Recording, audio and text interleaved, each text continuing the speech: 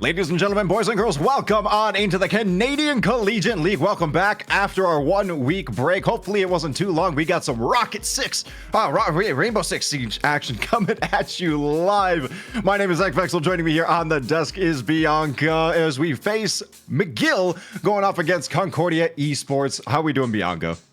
I am doing great on this Monday night. Hopefully you are too. This BO3 will be the perfect way to start off the beginning of the week. And speaking of these two teams that are going against each other, I think you know a little bit of their lore with them. Let the audience know what is going on with these two teams. These two teams have played together for a quite long time, both of them being together in a joint team until, well, now they're splitting off and now they get to face each other here tonight under the lights. Let's check out the standings to see where these two teams are resting. As we can check it out, McGill sitting up there at that number 2 seeded slot, and they're going to go off against your number 5 seeded Concordia. However, they are not to be shied away from. As you can see, McGill 4-0, but 3 of those in overtime. And meanwhile, Concordia, on the other hand, 2-2. Split right there down the middle, 50%, one of them being an overtime loss as well. This is a set, I should say, that is going to go the extra mile. I hope so. A girl can only dream about a game going OT. Those are the best when they get to the extra mile, going the full, I believe it's 15 rounds, the full 15 rounds. Hopefully we will see that tonight, but it is also a BO3, so if we do end up getting the full way, well, that's going to be a lot of rounds. Taking a look at McGill, oh my gosh, seems like Skyscraper's the best and Border is their worst. We'll see what the other team is looking like, but as for the players in the team, the IGL is going to be Melkor, we're going to have Kai, Joyous, Ninth, and Mr. Mori. Let's check it out and see what Concordia has to offer for us. Cafe being their top map, Clubhouse sitting down there for one of their worst sitting maps, and as we can see, their IGL say top and up there on the team charts, followed by Job, DXD, Rango, and Bat. And while we were talking about maps, let's check out the maps and see where we are going to be headed tonight. Ooh, this is my favorite part, and it seems like we're going to be going Cafe, which was, I believe, the CESA's best team. Then we're going to go to Chalet, and then if it does end up going the extra mile, we're going to be going to Border. I love these map picks, honestly. Absolutely. And you mentioned that Cafe is one of Concordia's, I shouldn't say one of Concordia's best played map. As we can see, it was McGill who ended up picking this one up, and they chose to go attacking on the start. Do you think that's some sort of strategy, like, let's psych them out on a map that they're used to, on a map that they're comfortable with, and then slam them with our own? Or, well, I can't even say slam them with our own, slam them with their own choice. I'm honestly not too sure, because if it was me, if I saw that the teammates or that the enemy team, that was their best map, I would not take them there. Not only that, but let's not look at the map that we're going to. Let's look at the map that ended up getting banned. McGill banned Clubhouse, which also happens to be CSA's worst map. So I'm not sure if this is a flipperoonie or what they're plotting, but I mean, hopefully it doesn't end in their demise, because that would be quite upsetting. Clubhouse comfort for them probably on the lower end as well, so makes perfect sense. Let's go ahead and check on out the players to watch screen as we see Kai rocking it up there with that 105-72 KD/line. Talk about a fragger /line. Rocking the Deimos as one of their top operators. It makes sense. I mean, when you're running things like Deimos and Legion. Course, and for Mr. Say, we're going to have the Ace.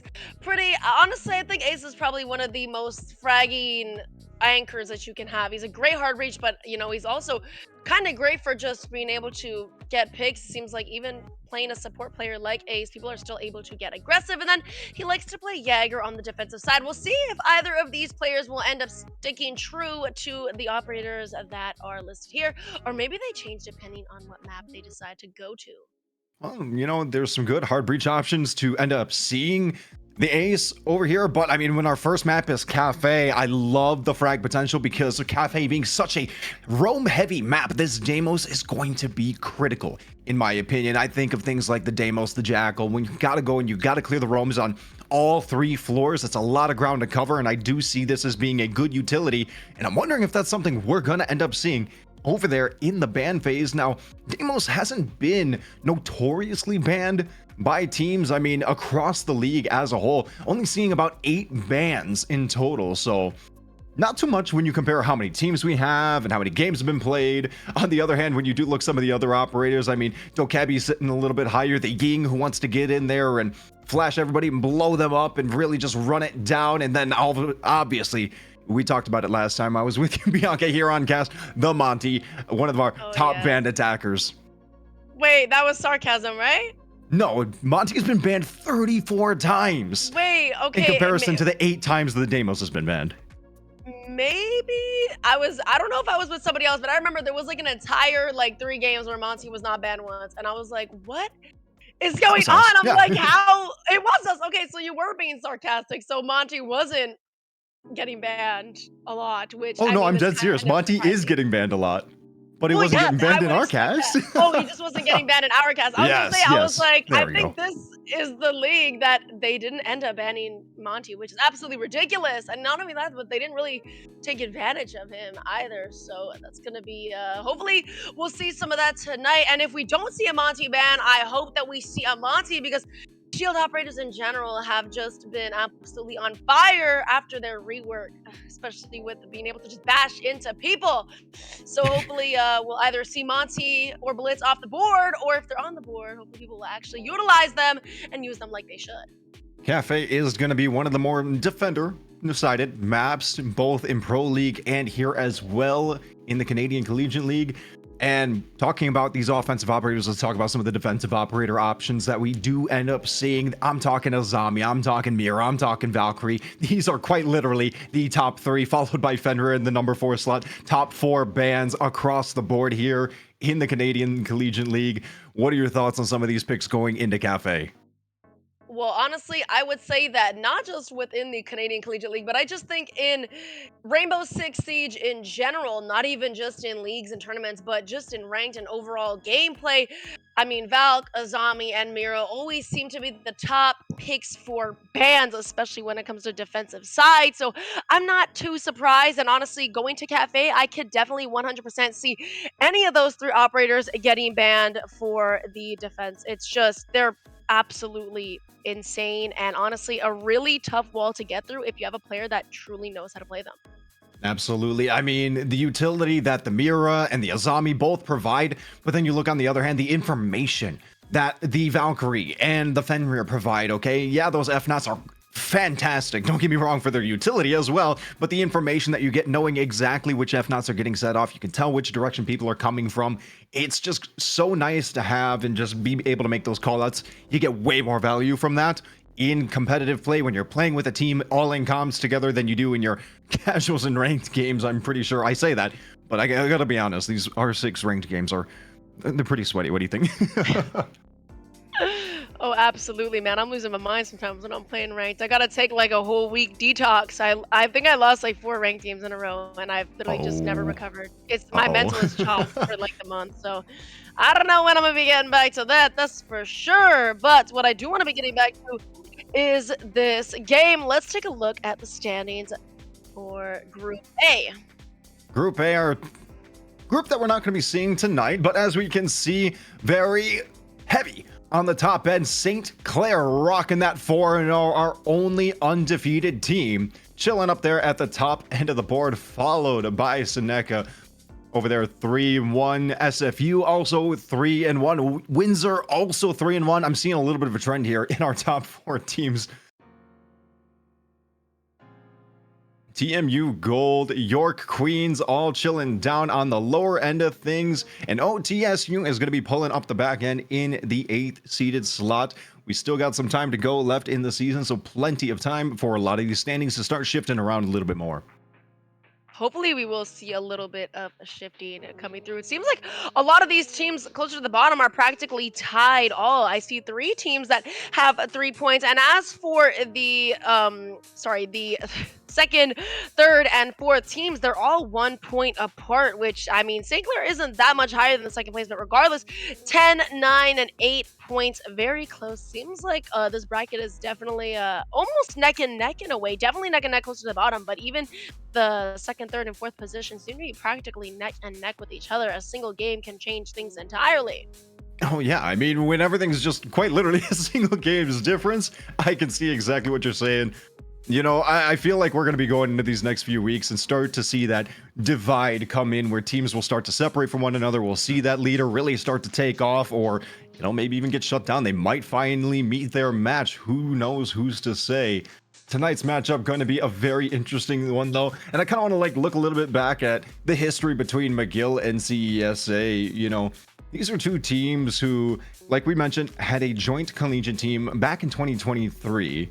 So neither team really having a full five. They were able to come together since they were so close in actual distance, since they were so close, and able to form a team together to be able to compete. And that was really awesome. But now having enough players, they're able to actually switch off, and they were able to, you know, form their own teams finally. I also hear something about barbecues being done over at players' houses. That's how close in actual relationship-wise they were.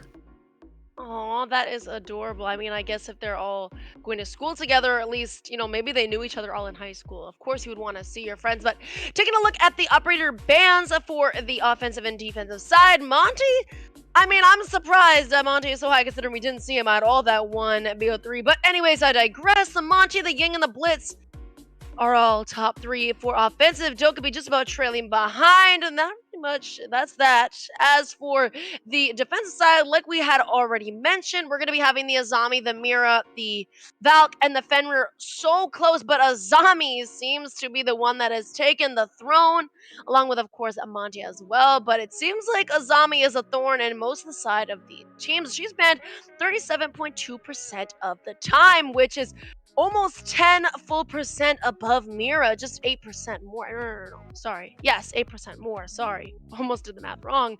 But yeah, it seems to be a pretty big gap. Yeah, I don't Mira's think also anybody situational. likes Mira's also it depends, you know. It depends. You can't go wrong with her weapon, let's be entirely honest. Oh That my god, I thing love the Vector. Please the do not Vector even just get me really started. does I great love the damage. Vector. I tell you what though, there's nothing more, I guess, terrifying than walking into Christmas on Cafe where we're going and just seeing Azami existed there, okay? I'm talking about those barricades being up on the chandelier, on the piano, on the table. There's all over the map in that area. She can lock down just that whole area and just she pokes her head out from one side, jumps over to another one. I love the way that this operator has influenced the creativity of players to where there's been so many nerfs to her to just try to bring her down, and she still just rocks up there. I hope she doesn't get nerfed too far into the ground. I gotta be honest. You know, I do love the operator and I love the idea of her kit. Of course, I think she's amazing as well. I think when I was looking at recent things that are going to be changed, and I don't think Azami is going to be changed at all. So I think she's just going to stay plain Jane like she already has. And I don't think there's really much to change about her. Honestly, I feel like she's definitely powerful. But if you ban her, then I mean you're fine. I feel like there's not many defensive operators that are so easy to adapt on every single site. It's like almost impossible not to really have an Azami that's going to be able to adapt to the room that you're playing, and even not the room, but even a room that's around on the map, a floor above, or the room beside. So she's definitely an operator that would be really hard and almost a little bit saddening that hopefully they would never nerf her, because I think that she's good as long as you're banning her and you're not going against her. So, Cafe, a lot of map to cover. We got 3 floors. There's a lot of roam to clear. And I mean, talking about roam, you know, being a defender-sided map, all right, what are some of the bans you're expecting to see here in our first map as we go? And let's talk a little bit about defense operators. We've been talking about Azami, Mira. What do you think we will likely end up seeing, though, given how much area they have to cover? As for defensive ban wise, I mean it's a no-brainer. I'm saying it. It's Valk, Azami, and Mira. Just depends if the team maybe has Mira that's incorporated in their defensive setup, then they might leave her on the board. Honestly, when I play Cafe, I love going Valk. When she's on the board, I absolutely use her every single time. She's amazing on this map, especially if there's a lot of open space that you're able to use a Valk cam to kind of look over. So I think that she's honestly a really good op to use if she doesn't end up getting banned. But those are the top three. Like I said, I think the Mira just depends if the team actually takes her into account when doing a defensive setup or not. As for offensive wise, I think it would make most sense to have a Ying ban along with the Monty ban, either that or maybe even a Blitz. But honestly, I feel like the Monty is a lot harder to deal with versus a Blitz, depending on how aggressive of a player you are. But if you have somebody that is dedicated to a shield and is good at playing Monty's great for taking space, especially if you know how to use him. Then you are an absolute menace. Now, I feel like the Monty and Ying too, like you're mentioning, can go really hand in hand. You know, the Monty walks in, your Ying flashing all over, the Candelas are dropping, nobody can see what's going on. The Monty just walks in, does the 180, gets down on the ground and plants the diffuser, and nobody can really stop it if you don't know where he is, what's going on. You're throwing nitros or just spraying pain, hoping for the best. You know, the Blitz himself, though, not going to be the one carrying the diffuser in most cases. In most cases, I say. Some Blitzes do, and you gotta ask why you charge you charge full head into sight and just lose the diffuser right in the middle of sight because you thought you could 1v5, and it works sometimes. And I mean, like 1 in 99%, 1 in 99 times. You know, you might get that one. But we'll end up seeing. I do love the execution style of the Ying, of the Monty, these operators, you know, and I do expect to see some of them getting banned away. And I don't want to shy away from things like the Deimos or the Doki, who provide so much information on a map where roam clear is going to be very essential. We do end up seeing the Ying get banned away in the first slot by Concordia. Yep, makes sense. Having a Ying off the board I'm sure they don't want to deal with that. As for McGill, let's see who they decide to ban. A Blitz instead of the Monty. I mean, either shield works, which makes the most sense. As for the defensive side, we'll see if McGill has anything planned. It seems like we're about to figure it out very soon. And a zombie, I'm going to assume, is going to be the first one to come off. Which, of course, that makes sense. A zombie off the board. They don't want to play her and they don't want to deal with her at all. Now it's up to Concordia. If Concordia does end up having Mira in their defensive setup, then I can see a Valk ban. But if they don't really care much for the Mira, then I can see the Mira just getting banned completely. The Valk is who we're going to be getting to see off the board. So that means that Mira is going to be able to be played here. Cafe, one of those maps where you can honestly use Mira in quite a bit of things, or quite a bit of sites. And upstairs on that third floor, she is absolutely insane. A real pain in the posterior, I will be honest. And even though we are seeing that she is able to be played, kitchen is where we're going, and we're not going to be having Amira at all, which, I mean, isn't absolutely crazy. You don't typically go Mira downstairs, but regardless, she's not going to be played. Instead, we're going to be going to kitchen first, which I feel like usually I'll see the bar and cocktail on the third floor get played first. So this is a little bit, I feel like it's a little bit different. What do you think? First off, I think I play Mira downstairs. What? Where do you play your Miras? Please tell me. I want to know the tech. Bakery. Oh! Bakery Okay, ball. no, you're right. Okay, thank you. Usually there's like somebody holding. Usually there's somebody holding bakery though. That's the only Mira. reason why I would say that. But... Oh! Instead of actually Now having we're somebody seeing physically it. in there. Yeah. No, Okay, I'm like, all I'm right. understanding the vision. The gears are turning. All right. I am excited to see this first floor. I mean, we look over on the opposite end. McGill bringing out the Deimos, bringing out the Doki, and also bringing out the Grim. A lot of information on their side of the team. They really want to knock down any roam that might be out there. And one of the things I do end up seeing over on Concordia, and we were witness to some kills by this operator the previous time I was here on stream. It is the cap can. Gamers do not look up. Gamers do not look down. We aim for headshots only. And well, we might see some people fall victim to the cap can traps. Well, see, that's like the mystery sixth person, the invisible sixth operator. We did see, however, somebody kind of roaming out and about. And of course, the Fenrir is going to be one of the operators that is also going to be out and about, as he is going to be onto that second floor. And oh my god, we might just get a run out very quickly. Oh no, I thought that they were right beside there. I was going to say that might be some bad news, but never mind. I was absolutely correct. And damn, unfortunately, is going to get put down in his place. Mr. High School DXD is no longer going to be with us. And with that, Hibana at 36 HP, just about narrowly escaping by the skin of our teeth. A cheeky attempt, really. You know, you got to ask yourself, was it really necessary? But you look at it, it's round one. We got to send a message one way or another. Show them that we're willing to get aggressive. Show them that we're willing to get out there and make these kind of plays, make these kind of decisions. And I think that is something that we just kind of witnessed right there, Concordia making that attempt. Although very shortly after, Concordia was able to get a frag back themselves. Cal did get knocked off the map. And we see the good pushing, though, coming in from the offense. Making the call. 2 members off the board for the defense. Bomb located by attackers. And so Being off the board is going to be quite huge, though, I will not lie. That's probably one of the best operators that you want to get rid of first. However, this entire attacking line is absolutely insane. I feel like a lot of these operators have a lot of potential, whether they're by themselves or in groups. But I will say, Damo's definitely one that is good to get off the board early. But, I mean, with that, though, there's not many roamers alive anymore. Both the Fenrir and the Cap kind of had their heads taken off. And so with that, it seems like everybody else is basically just in and around sight, unfortunately. So not only that, but even in sight, you are not safe from the R4C. It seems like Joyous is going to take down Mr. Job, and it's going to be a 4v2. The boys on Concordia are going to have to start thinking of what they're going to do next, because we've already got a sky drop out the hatch into the freezer, and the bomb is already going to start to get planted by none other than Grim, with just about 25 seconds remaining. Diffuser is down. 4 versus 2 scenario. Concordia has to retake site, but it does not seem like that is going to be the case, because Bat can't even make their way back. Now it all comes down to Rango. Can you Rambo? No, you cannot. Joyous finds the final kill, and the opening round goes to McGill. I don't like that that rhymes.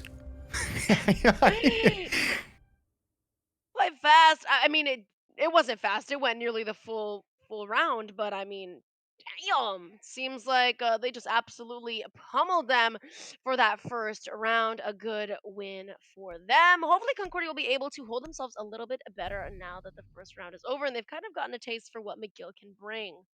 Something that, you know, if we look back at that last round, things that we saw, Concordia is willing to get aggressive. They're looking for those runouts. They want to go and push out. They want to spread out. They want to play this roam heavy game, and that is exactly what you want to do here on a map like Cafe. Now you look at the other side. You look at McGill. McGill is getting aggressive themselves. They are getting in there. How much of the map did they have control of? How fast? I could swear they had at least 2 floors covered within the first 60 seconds, and that is really quick for a team to be able to push in and take that much ground, okay? The information operators they're bringing in, they're clearing the roam, and then bam, we're gonna rip open the floor with the ram, and we're just gonna go in, pick off the people on site that we can, and go in for the execution. I think both of these teams played how they should in that first round, and it came down to that execution strategy, and McGill was able to come out on top.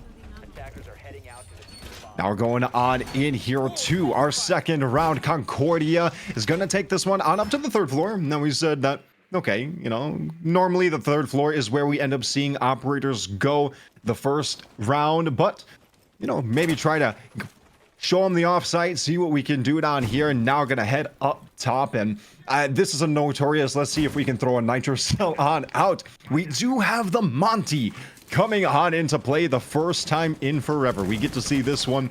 Damos getting picked back up by Cal, and as well as the Dokebi. Gonna locked in, so still a lot of information on the side of this team, and don't shy away from the Lion either. 45 seconds, and there is the opening pick as Say ends up finding Melkor. Knocking the Dokebi on down, the Monty down as well, as Job ends up finding him. 2 members of the offense down, 1 of the defense down, as Job ends up getting refragged by Cal. Cal finds a second one onto Rango. DXD finds 9th. Cal goes down to Bat. 1 versus 3 scenario. McGill on the downside, and down goes Joyous. DXD gets it, and Concordia even us on out here in round number 2. How quick was that round? Oh my god, it was so quick that I was gone for a little bit and came back and the round is over. Concordia seems to know now how to adapt to McGill. We'll see how long that's going to last, but I mean, compared to last round, it seems like that one just went by even faster. I was talking about last round felt kind of fast. This round was 3 times as fast as before. Well done to Concordia. And with that, we're going to be going back down to the kitchen. It didn't work the first time. Doesn't matter. We're going to be going there for the second time now that they have the momentum after winning their second defensive round. We're tied basically back to 0-0 as we are going to be 1-1. And it seems like the lineup changes a tad bit as we're going to be bringing a Frost no cap can this time around. Frost, no cap cam, but hey, you know, those traps go really hard. Like we said, gamers don't look up, gamers don't look down. And when you're pushing through, you have bullets flying everywhere, running right through into a frost mat doesn't feel good, especially when you're breaching into these sites. Oh yeah, let me vault on in. I know I have to check these other angles and bam, right foot into a bear trap. Not a good feeling. McGill coming back in with this information. Heavy team, take a look at that. The Deimos, the Doki, the Grim. All of this to just make sure we lock down any of their roam players, because I think honestly in that last round Concordia was just able to get the better of them. They were able to find some good opening picks and just find the members of McGill very quick. We'll see if McGill are going to be able to hold themselves a little bit better this round out. Hopefully, no Frostmats are going to take them by surprise. And yet again, we are going to have the Fenrir roaming around. He did that the first round. He's going to be doing that as they come to defend the kitchen for a second time. He wasn't pillar, but it seems like now he's going to be on the absolute third floor. We'll see if he's going to be able to take anybody down with him or if he's going to end up getting first picked and absolutely giving nothing for their team. As for anybody else, it seems like everybody is kind of in and around sight, except for, of course, Ms. Frost, who also is going to be on the second floor. Oh, nice steady push in 60 seconds have already gone by. A little bit of a cheeky push, seeing if we can find an opening frag. I mean, I can't say already. It's been 60 seconds to go. They go by so fast. They really do. You got to make sure you're moving quickly towards the site. Otherwise, you're going to find yourself in a difficult situation. The first call is out, and the members have, the defense have been, well, I guess, located in a way. In a way. You can hear them. And a tad look away. Not only that, but Fenrir is also alive for a lot longer than previously. The Frost, though, needs to be careful getting double swung. Isn't going to feel too nice. He got triple swung, and with that, damn, it seems like not just Frost, but the castle's gonna go out with her, and oh my god, give it up to DXD. The first round he died without getting a single pick, but this time around, he is gonna end up getting 2 before getting taken out swiftly by Ms. Dokubi over here. He's got a little bit more now compared to the first round where he just absolutely contributed nothing. I don't want to be rude, I'm so sorry, I feel bad, but now, still a 3v2. It is going to be in McGill's favor, but just about a minute remaining. These boys got to make their way pretty quickly. However, still a bit of time, especially now that they are up a man. So I think it will be a lot easier for them to close out this round. Ram off the board for McGill, I think, was a very large factor back in round number 1, okay? They were able to tear open parts of the floor, find some good angles, and yeah, they found a pick through it, but, you know, just the pressure that those holes provide, I think, is another thing that sits in the back head of the defense. Like, oh, you know, they could be aiming down these holes. They could have a line of sight on me, and that right there is enough to force people to stand back, hide in corners. A Nitro connects my job. McGill ends up finding one, and Ninth ends up finishing off the last. McGill close out round number 3 and take the lead once more. That is going to be unfortunate for the boys on Concordia. Just seems like kitchen is not their best site. If I was them, I would start thinking about going somewhere else. The tertiary site, library, and that dining room are great. And although it is the tertiary site, I feel like it would be a lot better considering that they did end up losing kitchen twice. This round wasn't nearly as bad as the first time around, but I think that we need a fresh start. Seems like we're going to be bringing an Echo this time around, but I'm not really sure what the Echo is going to do considering that none of these have really been post-plant situation. Yeah, we only got one diffuser down, really. It's been pretty steady paced, I would say. I can't even say pretty steady pace. That second round, it really felt like McGill was trying to just run and gun, get in there, see what we can get away with. And to me, that's kind of like a little bit of a heat check, you know? Let's see what it is what the response is from Concordia after the first round. Now they came back in round number 3, and we were able to see they slowed down their pace significantly. They're like, okay, you know, let's try to whittle away at the defense as much as we can, and then just pick them off one at a time. Concordia still keeping up the aggression, and I do really like that. Now let's see what they can pull off here as we head on over to the second floor. Yeah, I was gonna say they did end up picking Kitchen for quite a while, but it seems like they changed their mind just about at the last second. So going that library and dining site hopefully will bear them a little bit more fruit. And damn, that is a lot of fruit to be bared. It seems like Joe could be the first one to come off the board.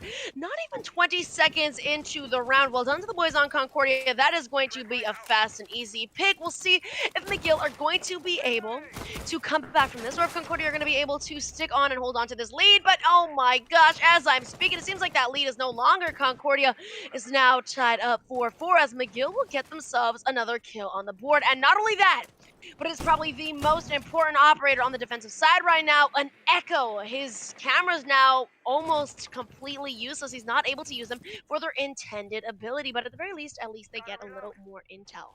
He's just Valkyrie 2.0 at this point. I mean, on the plus side, the Dokebi being the first one off the board, you're not going to have those calls. You're not going to have your own cameras hacked, so you don't got to worry about where the Echo Cam actually is. So those are all things to keep in mind. But we do see McGill is pushing in rather steadily, trying to see if they can find somebody, and it does seem like the Deimos is on the hunt. Cal knows they have somebody locked down over here on third floor. The Ram Boogie opens up the wall, and it seems like support is coming for the defenders of Concordia here on the third floor. Look at this. Look at the pressure coming in from McGill right now. I feel an execution, not even on the site, but on whoever's locked down here. It's Job, and it's not Job anymore. Kai ends up finding Job. Ninth gets refragged by Bat. A 1-for-1 here still. 3 versus 3. Some low HP bars across the board, and I say mostly on Kai. Oh my god, and there we go. It seems like somebody's gonna have to get taken down. It's gonna be DXD. Gonna be a 3v2, but like you said, it seems like Kai is extremely low. You can sneeze on him and he's gonna end up getting down, but Mr. Joyous better be careful. It seems like that is watching not only the head holes up, but also just that cocktail balcony there, that noob out. We'll see. She's gonna be able to get cheeky and find herself a pick. The boys in Concordia need to get a kill. 40 seconds is still a lot of time for McGill, and like I said again, they do have numbers, so it's gonna be a lot easier for them to get into sight. But as the time continues to tick and tick and tick, we'll see what they do. And I'm confused why we have a Frost all the way by VIP. She might just end up flanking all the way from Brown Stairs, which would absolutely be ridiculous, but I'm not sure if there's gonna be enough time or if her teammate is just gonna get flooded by sight once they realize that he's all alone. 15 seconds on the clock, and we'll see what the next step is going to be for either of these teams. Time ticking down. It's go time. The Legion was spotted out in a 1-2 knockdown. McGill picks up round number 4, extending their lead 2 rounds. Well, that was expected. It seems like when it comes to late game, McGill always has an extra operator at their disposal, which, I mean, I've seen people 1v5, I've seen people 2v5, I've seen comebacks come back, but seems like when the time is that low, it's extremely hard for you to end up making a play and having it work out in your favor, especially when you are down a man and 2.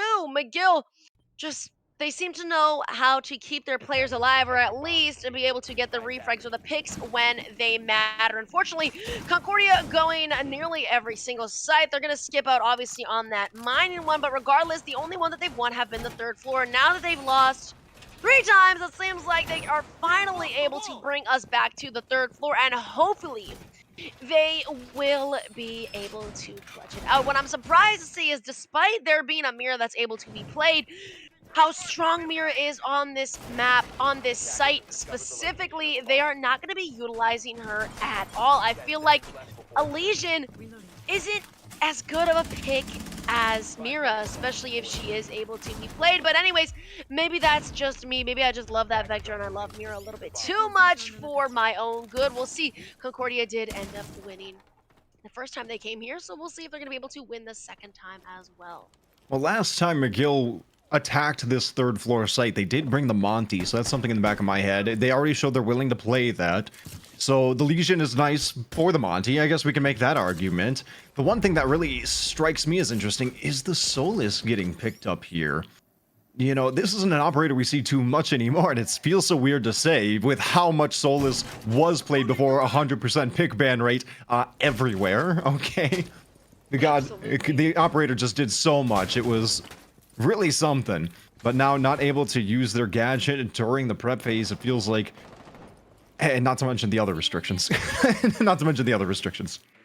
Well, I will say, I think it's a little bit odd too, because like I had mentioned before, I don't think any of these rounds have ever gotten into a planting situation, honestly. I think that every time that McGill has won, they've won simply by killing the players on Concordia, and I think that it's a little bit odd that they would bring a Solus. I'm not sure if they're trying to get cheeky, maybe with some runouts and stuff, but I just don't think that the operator is honestly worth it when there hasn't really been many situations where a plant has gone down. I think that she's super effective with planting, and although she's also effective with drones and intel and stuff like that, I just don't think that it's worth it. I think there's a lot of other operators like Amira that we could bring here that are a lot more useful and a lot less situational. With that, though, unfortunately, Kai's gonna get taken down early off. That's the Deimos off the board, a great operator to get the first pick off of, and with that, McGill are going to be starting at a man deficit. Yeah, we're running our mouths about the Solus, and you want to know who got that first pick? It was Say on the Solus. Oh, Just great. saying. Just saying. Oh my gosh. I'm The too much of a spread hater. coming in. Yeah, well, clearly Say knows something that we don't, and I mean, that is why they're the player, and I'm here just watching. I mean, also they go to college, and I don't go to their college. But you know what? We don't need to sweat the details. 60 seconds, I'm sorry, 50 seconds left on the clock. A very slow-paced round here for McGill. They're closing in, but honestly, not fast enough. They got one member off the board, being the Deimos, your heavy-hitting information operator. You still have the Grim and the Lion, but is that going to be enough? An execution is going to be necessary. We are ticking down to 30 seconds now, and if you look at Concordia, they're all alive, they're all healthy. Say finds another pickup as Joyous ends up going down. Two members of the offense are off the board. 20 seconds left. Make that three members of the offense off as DXD ends up finding Melkor. Another one down, and that is gonna do it in the round. Concordia ends up taking round number 5. A near flawless round from them. I mean, where is this teamwork? Where is this team and this structure when we're going and defending other sites? It is about to be split, and Concordia can very well leave split off at a complete tie at 3-3, but obviously, they have not won any other site that they've gone other than Cocktail on that third floor. Seems like they're going to be completely avoiding Kitchen, and we're going to be going to Fireplace and the library instead, which, I mean, makes a lot of sense because it was a lot closer than when they did end up defending the Kitchen. Hopefully, they'll be able to bring it home and leave us feeling a little bit good at the 3-3 mark, but I feel like 4-2 isn't horrible. It's a little bit concerning considering that they are defending first. And I feel like Cafe isn't an insanely attacking sided map. I feel like it's almost split down the middle, I would say, with offensive and defensive. Cafe tends to lean a little bit more towards the defense when you look across, well, here and Pro League as well. I believe in Pro League, oh god, don't quote me, I think it was like anywhere 65% towards defense. Oh so my still, god, that's a lot. Still very close. Still very close. I was looking at that. I was like, oh my god. yeah, I mean, like, you know, numbers, Mason, what do they mean? You know, we'll Yeah, see. they're just numbers, right, guys? Look, Ooh. oh my god. Attempted another opening peek. Say gonna end up falling this time around, and now McGill has the man advantage. Yeah, that's gonna be unfortunate for the boys on Concordia, especially because Say is a Solus. Like I said again, I mean, It worked last no round. post-plant situations, no nothing.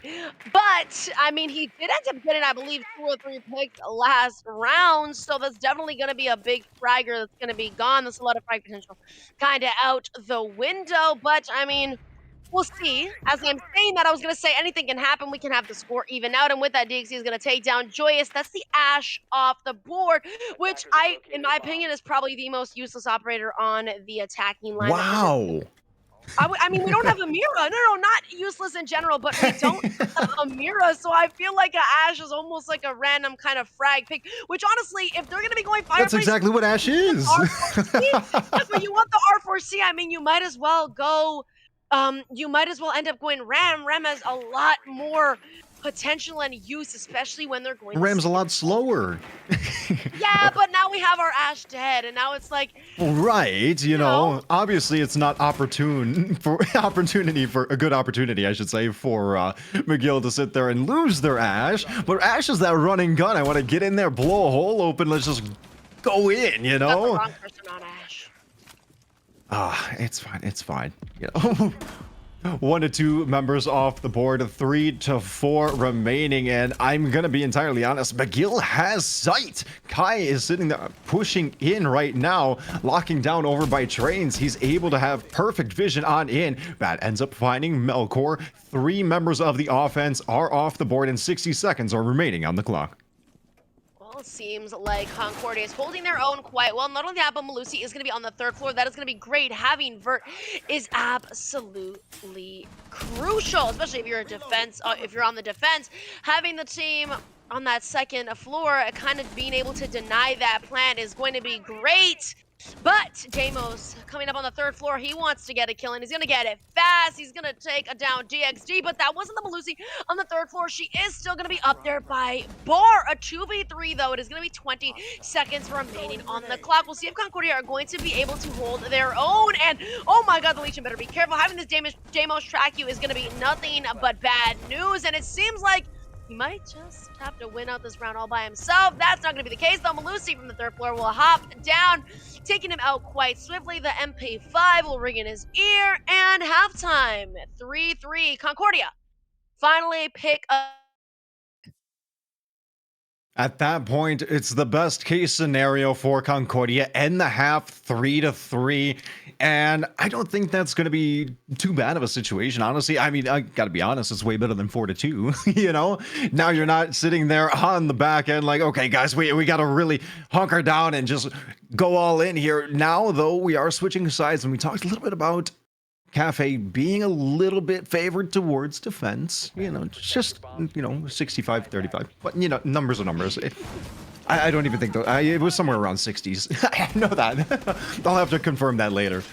But here we are now. McGill on the defense. Do you think we're going to be seeing things like the mirror? I mean, I see Solus right now, and we've been bashing on it for a while. Yeah, I'm not sure. I don't see a Monty, and I don't see a Mira. The 2 operators that I think are like, I mean, look, I don't know. I feel like Monty is so great, especially when you're trying to take control over CL. But it just doesn't seem like either of the teams are going to be taking him. I guess Blitz is just a much scarier opponent to have to go against instead of the Monty, which I don't know. Hey, look, this is why, like we said, I'm just the caster. I'm not a player. I don't know what's going on, and I don't know these teams. But, I mean, not having a Mira up here, I just think is devastating. And honestly, no, nothing short of stupid. I feel like she's absolutely great, especially for holding down CL. If you were to have a Monty try and come in, but I guess we don't really need it. And so with that, like you said, the Solus gets brought up, which I've never seen Solus get played in so long. I feel like only these Buki operators end up getting played, and it's always in the Canadian Collegiate League. But damn, let me talk to him. K is going to get a headshot, and that's going to be onto the Grim, a big operator to get off the board. Off, McGill have put themselves at a man advantage decently early on. Gotta watch those angles and watch where you're peaking. One thing I do want to point out that we saw a little bit at the start of the round, and it's something that I talk about often, is teams will attack how they defend, and they will defend how they attack, okay?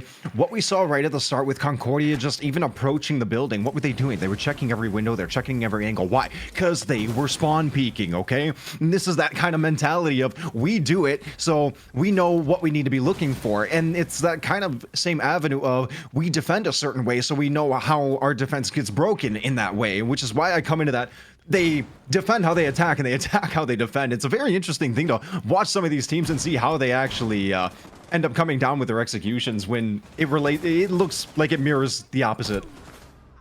This Oh, seems wow. like a shambolic first round of offense for the boys on Concordia. A near flawless round if Bet isn't going to be able to get a pick for himself. This is going to be quite unfortunate. A swing might just come around if he's not careful. These red stairs are a no man's land, and K will solidify that final blow. A flawless first defensive round for the boys on McGill.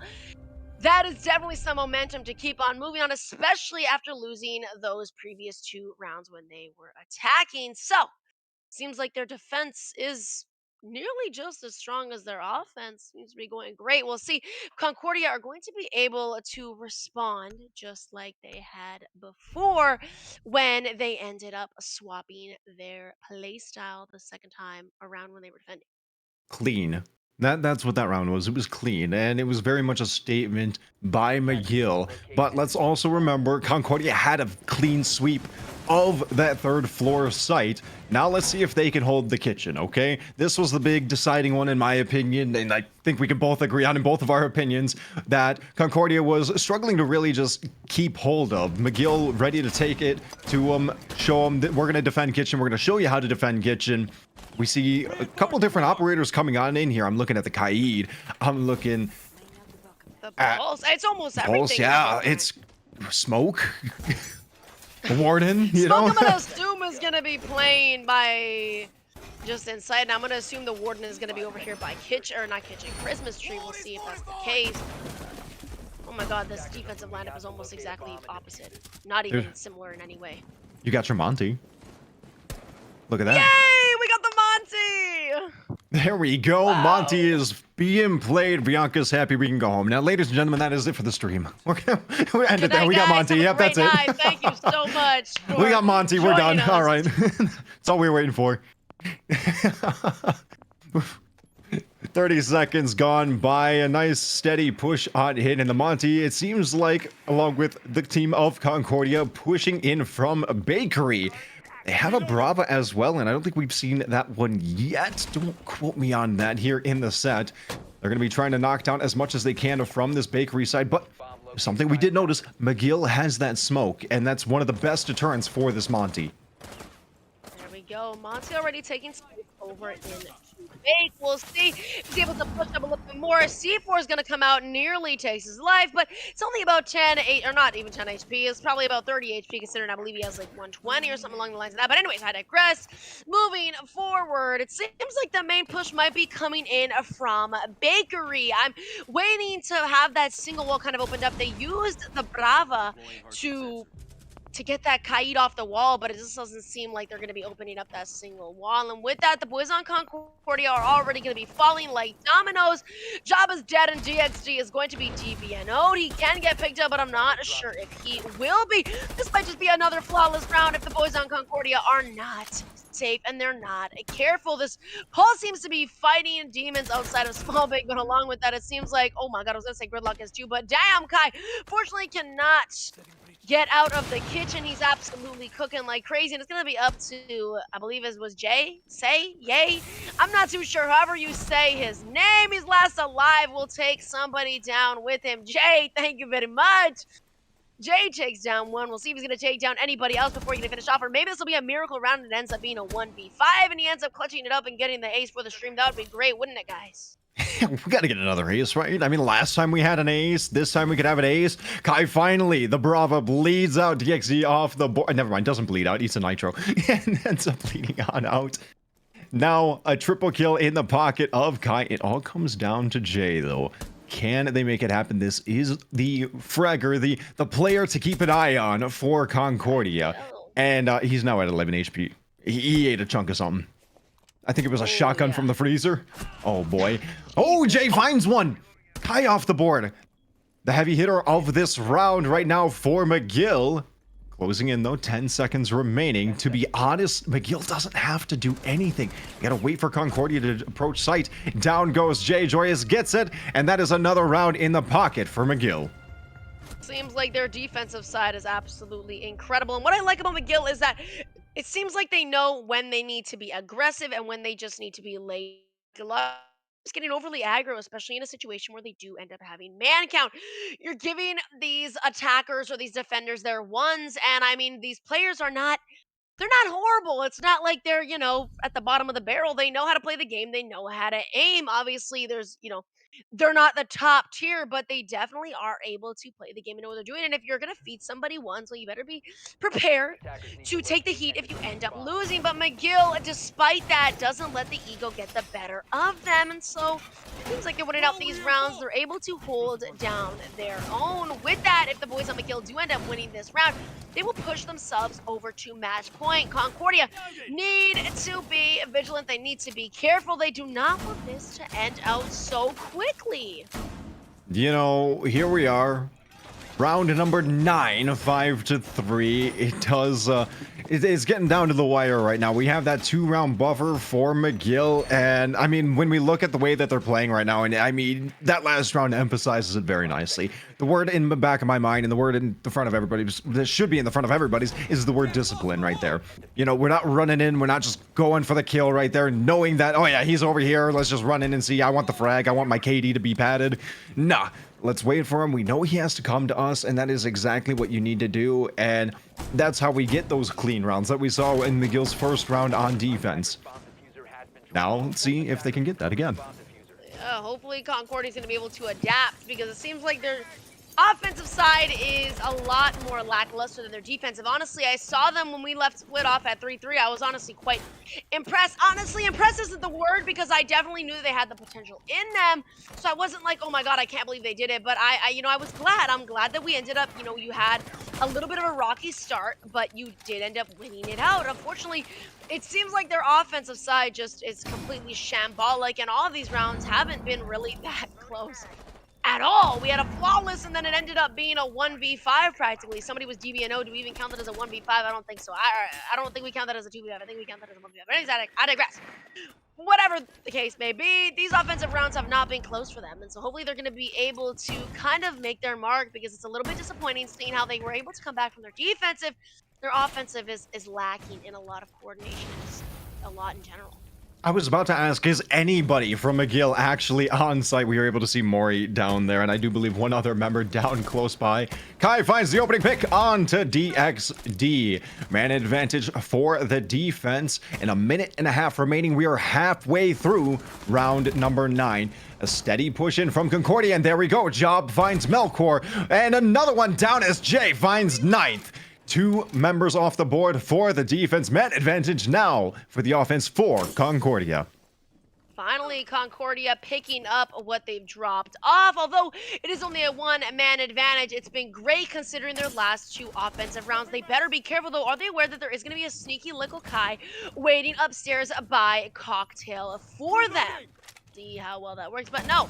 Seems like he's gonna drop the hatch perhaps and just honestly stay outside as best as he can. That's a good move. Maybe you realize that basically the entire 3rd floor is gonna be Concordia's for the taking, and so they don't really want to deal with that anymore. However, not only is the 3rd floor going to be a war zone, but the 2nd floor is about to be a war zone as these fuse charges just absolutely come ringing in like bells, and they don't seem to be stopping. 25 seconds are remaining on the board, and the boys on McGill need to hold it down as best they possibly can. It's going to be a lot harder for them considering that a lot of the vertical is going to be opened up, so it kind of limits where they're able to stand and where they're able to hide because everybody's able to see them, and as I say that, pillar seems to be taken by the boys on Concordia. Not only that, but it seems like the bomb might start to get planted. A 1v4 quickly turns out, and it's only up to Mr. Kai in a 1v4. Make it a 1v3 though. That is beautiful, but unfortunately we'll get hit from the back by that R4C. And there we go. Like you said, beautiful refrag. I like that. Yeah, I just love the just fuse things. I'm gonna sit 1 floor above you and just rain fire down on top of your head. And to me, it's like, yes, there's no better way to play fuse. And I mean, is there another way to play fuse? I don't think so. Who puts fuse charges on walls, guys? Come on. Honestly, nah. That's not how we play fuse in this household. But Concordia showing us how it's done, getting another round in their pocket, keeping us nice and close. It is not match point yet. Going on into round number 10, 5-4 in favor of McGill. But now we got site reset. Now McGill can go back up to that third floor where we saw that flawless first round of their defense. Can we talk about Kai? I saw that this man's nearly had 20 kills. Oh my gosh, he's got McGill on his back. His teammates better start working a little bit harder. It seems like he wants it and he wants it bad. That's the boys on Concordia. Their scores at least a little bit more evened out with each other, apart from Mr. Thatcher, Mr. Rango, who's not doing too good, but that's okay. The score is close enough, but it can be a lot closer. As for McGill, let's see, like you said, we're going to be having the rounds reset. They flawlessed it the first time they came up here. We'll see if Concordia are going to be able to adapt and change what they've done, or if they're just going to fall flat on their face like they did the first time around. You know, I do believe we have just an actual quote from McGill themselves saying, yeah, Kai is going to drop nasty amounts of kills. Like, quite flat out, that is what we were getting. Somebody's meowing in his ear. They were expecting this. This is all just another Monday for Kai right now. 30 seconds off the clock. I mean, plenty of rounds still to go. Holes getting blown on open. McGill has to defend. Third floor, like we said, a flawless first round on defense for them. Can they make it happen again? We see that Solus coming back on out. You know what? Clearly, these players know something that we don't. Obviously, Solus still does what Solus does, just doesn't do Solus things as well as Solus used to do things. That makes sense, right? This has to be the most Solus I've ever seen played. In probably the last, like, 5 months combined, I don't think I've seen They're playing on a Solus previous played patch. more than in this entire... Yeah, they have to be. They literally have to be, guys, because I'm not really too sure, but I've seen Solus get played way more than I have in the last 5 months. So, anyways, as we're speaking about the Solus, then again, speak the devil. And here he comes. It seems like Job's gonna get taken down. That's the Ash again. We got the wrong people playing Ash. I'm not sure. It seems like they're getting picked off and they're not really doing much for the team. But with that, seems like DSG is going to take down the mute that was holding on to CS. And with that, we're back to an even playing field 4v4 as we approach about 1:20 remaining in the round. Minute and a half remaining. DXD finds Kai, getting that advantage for Concordia. Don't get a flawless round this time, McGill. Sorry to tell you. Sorry I had to break it to you this way. Concordia, though, still slowly pushing in towards sight. I can't even say slowly. They have top of red. They have cigar. They're moving on in towards sight. They have diffuser in hand. 4 members strong. Now it looks like they're getting ready to go in for the execution as we are 60 seconds down on the clock. They absolutely should, and I'm liking this Concordia. I feel like they weren't nearly as aggressive, and when they were, it just wasn't really working out in their favor, but it seems like they're getting these good picks, and they're able to hold on to them. I think a problem is that we're not getting any refrags. I mean, when you get a kill, you got to make sure that you're able to kind of refrag that out. Otherwise, you're going to leave yourself at a really big deficit. And now, Mr. McGill, or not Mr. McGill, but McGill is going to be at I was going to say a 2-man deficit, but now it's going to be a 1-man deficit. As Joyce is going to take down DXD, but there we go, back to a 2-man deficit, and that is going to be the round. The boys on Concordia, a lot stronger, a lot more coordinated, playing a lot more like a team now that we've been brought back upstairs. And that flawless round, unfortunately, that must have just been a fluke because McGill nearly ran right through. We're back to an even playing field at 5-5. Wow. Honestly, Concordia just biting back and just punching McGill right in the throat and saying, okay, you know what, that was cool, but let's show you that we're warmed up, we're ready to play. We are dead even now, 5-5, going on back downstairs. We're going down to kitchen. They did defend this one pretty well first time around. It wasn't a flawless round, you know, I mean, can McGill get another flawless round? Let's be honest here. I'm kidding. Concordia is doing a phenomenal job. They're doing great. I feel like they kind of get a little bit rocky at the beginning, but then once they're able to establish themselves and figure out what the move is, seems like they are great at ending up the rounds with their win. We'll see if McGill are going to be able to emulate the same thing that they did when they were defending here the first time, but I mean, that 10 seconds to cocktail seems like they're completely turned off from that. They're not going to be going there. The kitchen is where we're going to be, and I believe they won it in like a 3. It ended up being a 1v5, and then it ended up being a 1v3, but with no time remaining on the board, it was hard for the boys on Concordia to win. Anyways, we will see how close this round gets, or if Concordia will finally be in the lead for the first time this game, for the first time in this entire game. I like the addition of the Flores on DXD over here for Concordia. I feel like it brings in some good value to flush out the members of McGill, because it does feel like McGill's members are holding down some very key areas, and Concordia isn't able to get in and break those lines of defenses. And, you know, I can't say I was watching sharply what DXD was doing with the floors, what the floors was doing in the previous round, but I do know that that is a Flores thing. I know that is what Flores is going to do, and I'm going to keep my eye on you now, DXD. I hope you know we're all watching to see how you utilize this Flores. Push in into Bakery by Concordia, though. They have the Monty, and I didn't hear Bianca at all. Yeah, well, come on. There's a Monty on the field, and you're not, like, screaming at shit. Come on. Hey, are you the same Bianca? I was going to mention it, but I was like, let me let him talk. I was like, Let me let him talk. I most definitely will, but a 4v4 is what we are at. Let's see if this Monty's gonna be able to take the space. It seems like he's already started to do so, and I feel like Amira would have been a great addition to this defending lineup, but it seems like Bakery is going to be for the boys on Concordia's taking. Although it is a 4v4, it seems like McGill have completely given up on that Bakery hold.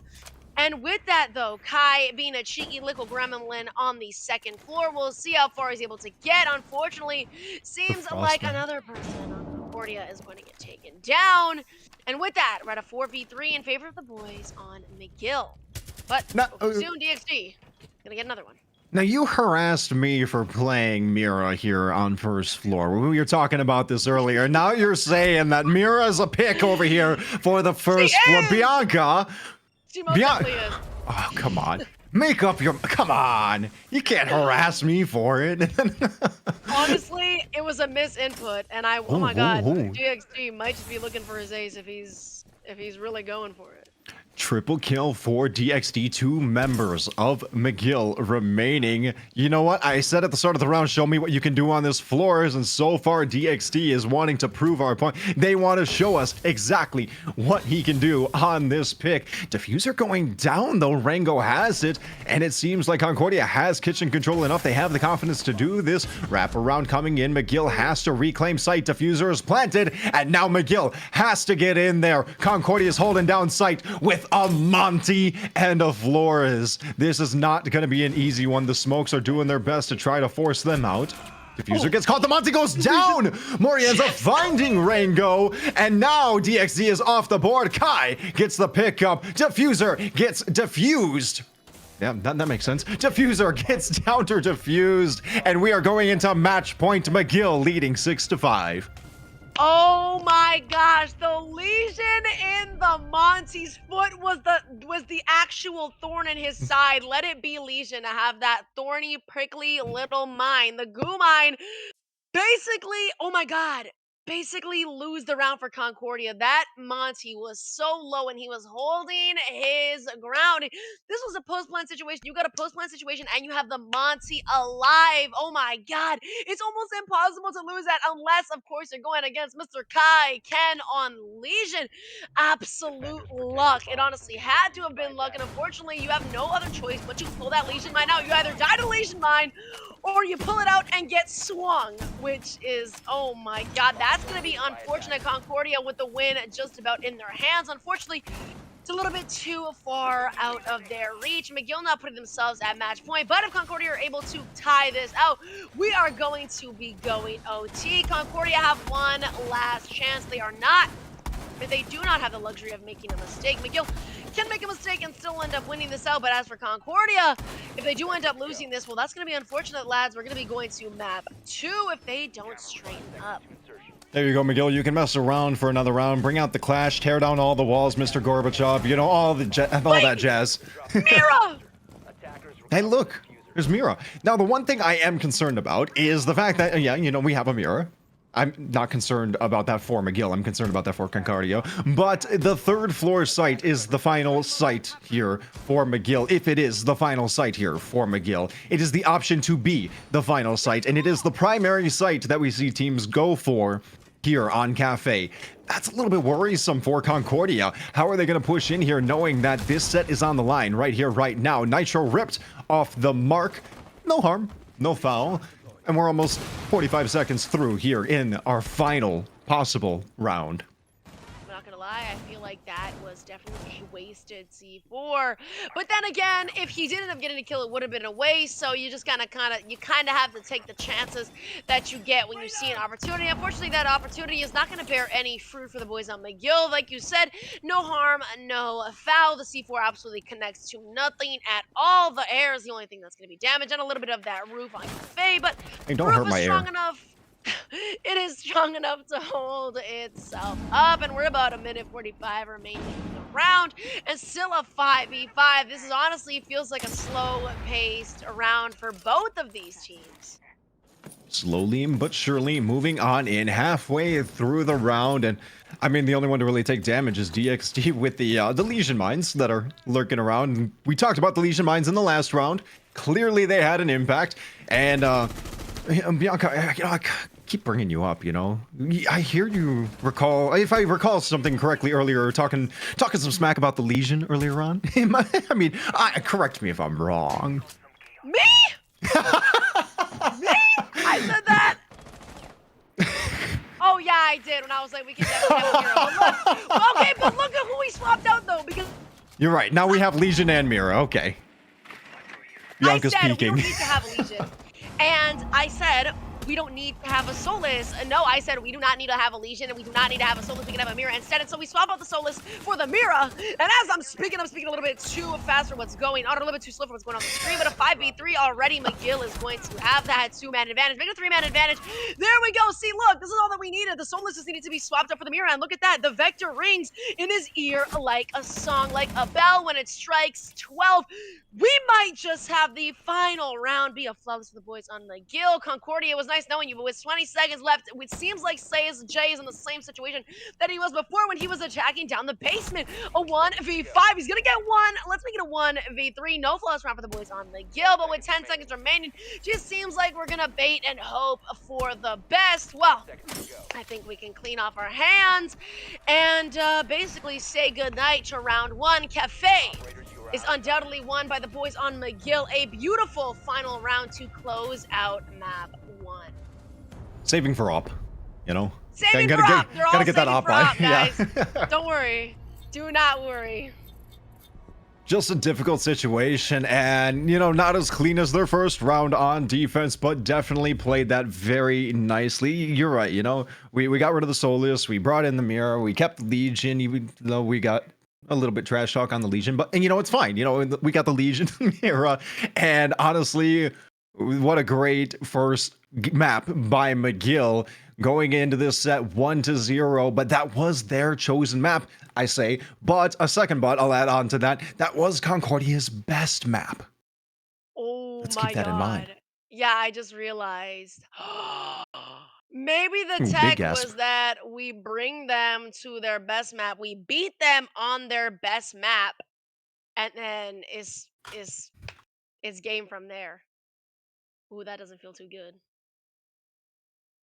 Definitely a rough feeling for Concordia, but there's a lot still to play. And if you just look at this first map here, a lot of slow, methodical play, a lot of aggression as well. We had spawn peaks coming in from Concordia. They were looking to knock out some people off the entry, get themselves that, opening pick.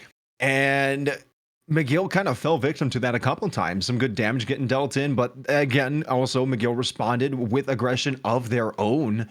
And just the way they moved around the map, the roam heavy play style, not really on site. But then as the rounds started getting later and later, we saw this bunker down. Let's really just make them whittle away as much utility as they can and give them no time to go in for the execute. And I think that was a really good play from McGill. Absolutely. I think that they are great at being able to hold down when they need to and be aggressive when they have to. With that, congratulations to McGill, but that is only one game out of a possible 3. We are going to be sending you guys to a break, get a cup of water, take a little washroom break. We are going to be right back, and hopefully we will see a third map because maybe Concordia will end up winning club. We'll see. Oh no, not club. We're not going club. Oh my god.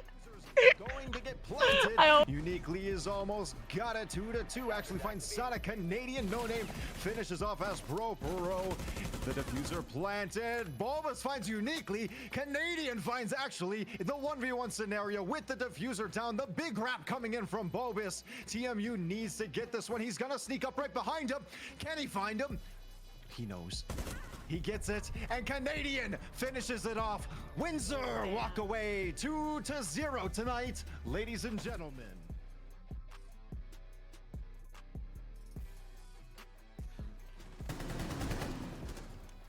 He's in piano. Gridlock is in cigar. Gridlock in cigar. Oh, I'm leaving cigar. He was on piano. On piano. Oh, nice shot. Oh! Oh! Central taking care of open is for the taking, at least unless somebody comes in and tries to flank. Third time's a charm. There you go. Strike via post. Get that mirror window down. Helio ends up finding a second, but Helio finds a third.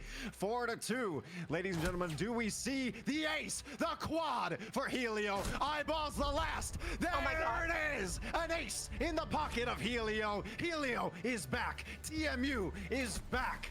We are getting closer, but it is still match point. Windsor has not picked Monty once. So. Yeah, I was gonna say, we're in round 4 right now, and so far.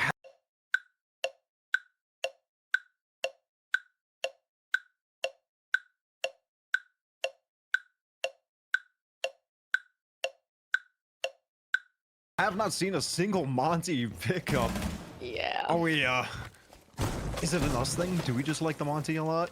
Caught in the rotation hole. Actually, the rotation hole wasn't big enough for you. Uniquely, gonna end up getting the opening pick here of the round for you, Windsor. And even though it's down to a 2v5, the position they're in right now is so strong that it's gonna be able to get 3 kills! What is going on? Set up the air jabs to watch flanks so they can just get right in there and probably not even have to worry about CCTV or anything. Just get in there and flank that. 1, 2, 3! 3! Boom, boom, boom! Mod wants you in his room!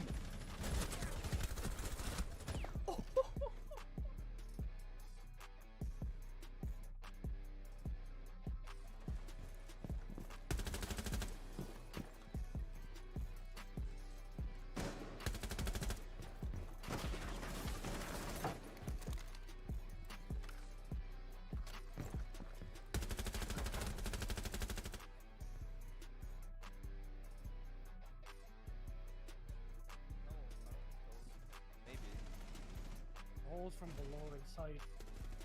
One's on the holes, one on the bird hose, one of the people on chassis. Look below you. Where's last? Where's last? Below you. Oh shit. Oh wait, I didn't kill him? Nice go.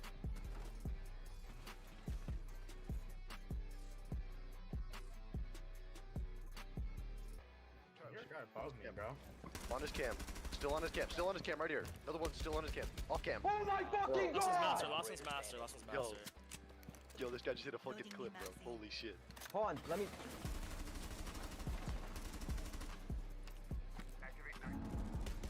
Oh my fucking god! Yeah, idiot. So he's gotta watch out for that. Oh, nice on that Claymore. Gugger with a quick flick into Fountain. Takes down Otter, and he knows through the wall, and he sees it. That's unbelievable, and he gets the call out from his teammate. There's somebody's above hatch, and he makes the play for it. He drops it. Oh my god! He gets the ace! What? Defenders have disabled the bomb diffuser. Bomb diffuser. I spoke too soon. That was... Attackers have recovered 30 their seconds left to go.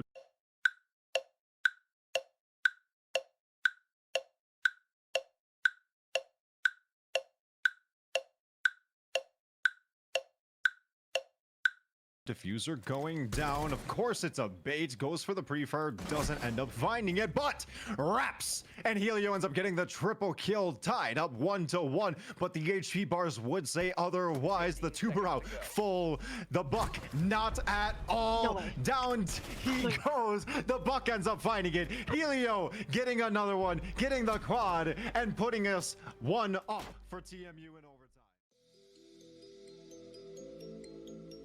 Je sais pas si Georgian peuvent récupérer de ça. Non. Oui, on l'a vu. There's no way.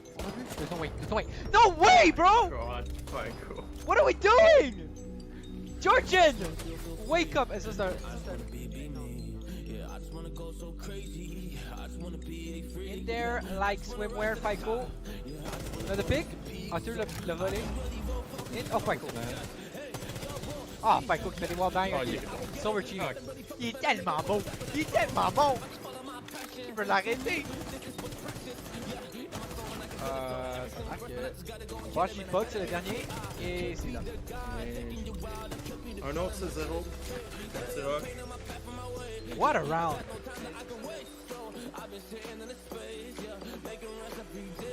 On peut pas plaindre, on peut pas. Ok. Big pig. Big pig. Flying Cade. Come on. Oggs. Mr. Oggy. 14. What can you Let's do? go! He's right there on the other side of the wall. You better watch out. Damn. On a troll? Baressa, Forky, wake up. To win, to close this match out. Oh no. He knows she's there.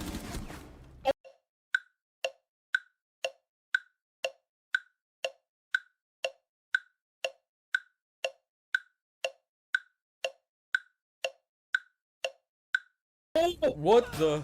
And this is it! Are we gonna see an overtime? We have. I think. Oh, We might. you better get him. What? Whoa! This is a boxing Fico, match. get him! Come on, Fico! I think Oh! with him. Oh! Yeah, Fico. Oh, he was out of ammo.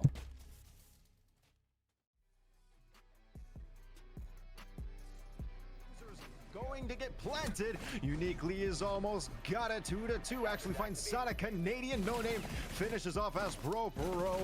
The diffuser planted. Bulbous finds Uniquely. Canadian finds actually the 1v1 scenario with the diffuser down. The big wrap coming in from Bulbous. TMU needs to get this one. He's gonna sneak up right behind him. Can he find him? He knows.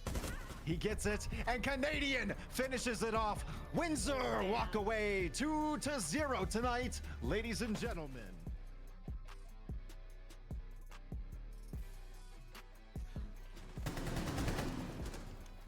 He's in piano. Gridlock is in cigar. Gridlock in cigar.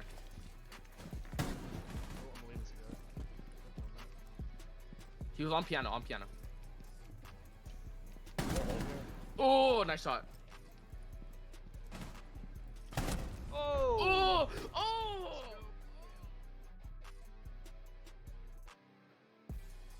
You're taking care of open is for the taking, at least unless somebody comes in and tries to play. Third time's a charm. There you go, strike via post. Get that mirror window down. Helio ends up finding a second, but Helio finds a third. 4-2. Ladies and gentlemen, do we see the ace, the quad for Helio? Eyeballs the last. There it is. An ace in the pocket of Helio. Helio is back. TMU is back. We are getting closer, but it is still match point. Windsor has not picked Monty once. So. Yeah, I was gonna say, we're in round 4 right now, and so far.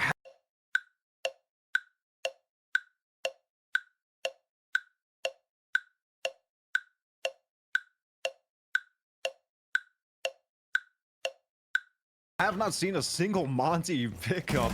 Yeah. Are we, is it an us thing? Do we just like the Monty a lot? Uh-oh. Caught in the rotation hole. Actually, the rotation hole wasn't big enough for you. Uniquely, gonna end up getting the opening pick here of the round for you, Windsor. And even though it's down to a 2v5, the position they're in right now is so strong that it's Oh gonna be able my. to get 3 kills. What is going on? Set up the air jabs to watch flanks, so they can just get right in there and probably not even have to worry about CCTV or anything. Just get in there. Easy And fight flank. that. One, two, flank, three. 1, 2, 3. Hey, boom, boom, boom! Mod wants you in his room!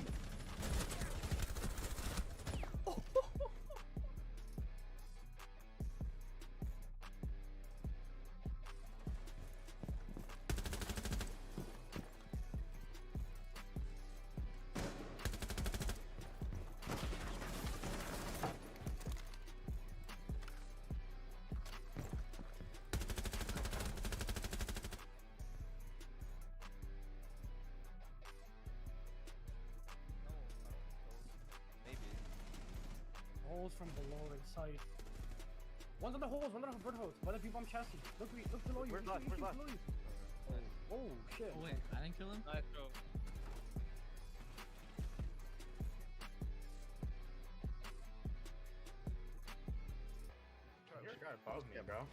On his cam.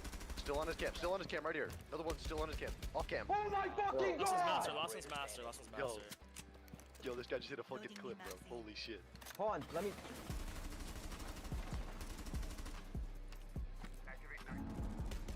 Oh my fucking god! Yeah, idiot. So he's gotta watch out for that. Oh, nice on that Claymore. Gugger with a quick flick into Fountain. Takes down Otter, and he knows through the wall, and he sees it. That's unbelievable, and he gets the call out from his teammate. There's somebody's above hatch, and he makes the play for it. He drops it. Oh my god! He gets the ace. What? Defenders have disabled the bomb diffuser. Bomb diffuser. I spoke too soon. That was. Attackers have recovered 30 their diffuser. seconds left to go.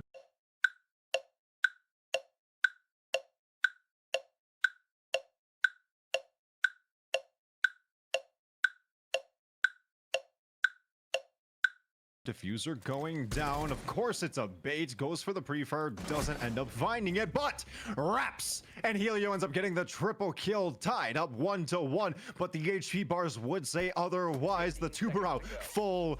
The buck not at all. Down he goes. The buck ends up finding it. Helio getting another one, getting the quad, and putting us one up for TMU in overtime. Je sais pas si Georgian peuvent récupérer de ça. Non, oui, on l'a vu. There's no way. There's no way. There's no way. No way, bro! God, fine, cool. What are we doing? Georgian! Wake up! Is this the... In there, like swimwear, Fico. Another pick.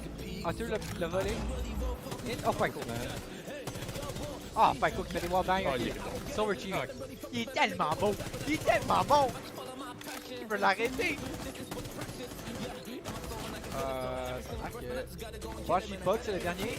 Et c'est là. I know it's a zero. That's it, rock. What a round! On peut pas flash, on va bon. Ok. Big pig. Big pig! Flying Cade! Come on. Ladies and gentlemen, welcome on back. It's game number 2 time here on our Monday Night Lights in the Canadian Collegiate League. We are heading to Chalet while we are also playing a little game of Caster Hot Potato. Kiyoshi is joining me here on the desk today. We're jumping on in right away. Kiyoshi, how are we doing? Talk about the bands. Go! Well, we're seeing classic Mesa and Sessa bands with the Ram, Blitz, Izami, and probably, I'm going to guess, probably a Capcan, Mute, or a Miraban. Hopefully. Jays is saying that they're going to try and target ban Sip, which I find kind of interesting because Pi is usually the top frag, but it's all good. We're going to see an interesting game. Valkyrie being banned. They're trying to limit the amount of information that Mesa is going to get. This is going to be interesting. Honestly, this is the matchup of the season. If I do say so myself. Ooh, the similar names, similar region. I can literally see the McGill campus from my classroom. Just saying, proximity is there. So there's like the border rivalry type thing, right? Is it yes, one of those? Sir. There you go. We got a border rivalry going. We got a ramen rivalry going apparently too. You guys getting ramen later, right? Yeah, tomorrow actually. There you go. Yes, sir. So Yo-Yo so you on can the talk about the beef over the beef bowl. That's what we're actually gonna do. That's the plan. But anyway, I mean, like, what are these picks? Going basement first? This is interesting. Fenrir, Malusi, Jaeger, Bandit, and Legion on J. Honestly, I like that. That is his signature operator. Dara is going for the Malusi, and Job Andrew is going for Jaeger instead of Wamai, which I find interesting. I personally prefer Wamai, but I think they have other plans. So let's see how this unfolds. Can you not make it so obvious? Oh. Round 1 has started going on, and a little bit of damage going into the the skull of Jay, immediately refiring by Joyous. Take a look at some of these spawn peaks going around right out of the gate. Guys, it's 30 seconds in. Let us approach the building maybe, or maybe we just keep them out altogether. I don't know. Clearly, Sesa has some options. Concordia wants to keep them away as long as they can. It makes sense, right? If they can't get in the building, they can't plant the diffuser. Exactly. I think the way they're gonna approach this is either A, hitting it fast and hard, or B, trying to go from the top floor down. They're not trying to get the main breach though, interestingly. They have a Thatcher and a Thermite, but I think they're still scared of the bandit trick from Bat. Known for his bandit tricks, actually. He has, I believe, a 93% success rate with them. That's pretty good. That's like more than 2. Yeah, that is indeed more than 2. Man. Sorry, no, 93. 83%. Oh, you're hyping him up way too hard. Now, I'm get him out of here. guys. It's not good enough. They can definitely go for hard breach, yeah. I think, too, you want to get away from that hard breach because that ram ended up getting removed, and I feel like that's such a critical thing when you're trying to remove the bandit trick. Blow that open. I mean, sure, you can still do fuse, but, or like, buck, or, there's other options, but you feel like you gotta get way too close and personal at that, so you can get picked off from really anywhere. You're in such an open area there, right in lobby. Slow push in, though, coming from garage side by McGill. They do have 9th lurking around the lobby, seeing if he could make his little entrance here, seeing if you could find somebody. The Legion gets the opening pick. There's Jay, knocking down 9th. We're seeing a pretty interesting crunch on the backside towards Laundry. Will Jay try to flank them? He's watching Solar Stairs. Diffuser's going down. Oh my god. Where is everybody? They're in. Oh, denied last second. That was Bring us close. to 3 versus 3. Oh my days. Cutting it way too close. Extremely close, like you said, though. 3 versus 3, 20 seconds left on the clock. It seems like Concordia was able to reclaim site, and now a little bit of a trade, but Joyous ends up finding Rango. Knocked on those Malusis. Kai finishes off job 3 versus 1 scenario, and the diffuser is going down again. Now, I do want to point this out. I'm pretty sure we only had the diffuser actually get planted, what, twice all in the last map? Once being the first round, so maybe we won't see the diffuser get planted again until the second half. Only, and that's it. What is it with teams and just not planting the diffuser? Do we play objectives here? We are. Come on. I mean, what? Come on. Is he gonna try and is he gonna figure out that there are 2 people stacked on top of each other and one playing vertical? He knows that there is someone in trench, one person playing on the doorway, and he gets down, bringing us to a 1-0 scoreline in favor of McGill. Let's see, they have to go basement again, I believe. Will they change their comp? Well, it seems like they are hovering to, or well, deciding to go down towards the basement again. I think it definitely came down to a little bit on the execution end. They were able to secure the main breach like we were talking about, but now how do we lock down the other half of the map? How do we prevent McGill from closing in as fast as I can't even say as fast as they did. I mean, I can kind of say as fast as they did. Yep. It felt like they were able to take control of site very, not quickly, but swiftly, if that makes sense. Like, it didn't happen very fast, but they got in there with every member of Concordia still up. Like, I think that's a pretty big feat. And I think they're really spreading way too thin. there's one guy on blue, one guy on first floor, leaving 2 people on A and 1 person on B. What I don't understand is why haven't they picked Kaid? Answer, Concordia. Why haven't you picked Kaid? You love the bandit that much? The bandit tricking? Is that the specialty that you got? I mean, he's sitting ready, getting ready for the bandit trick. Guess we'll never know, man. Oh, I mean, we don't do player interviews, and especially not mid-set, you know? I don't think they would... I don't think that we go. Let's go. We'll do a listen-in. There we go. Listen in. Hear the thought process on the So, yeah. Matt, why are you not playing Kaid? 30 seconds. What do you think?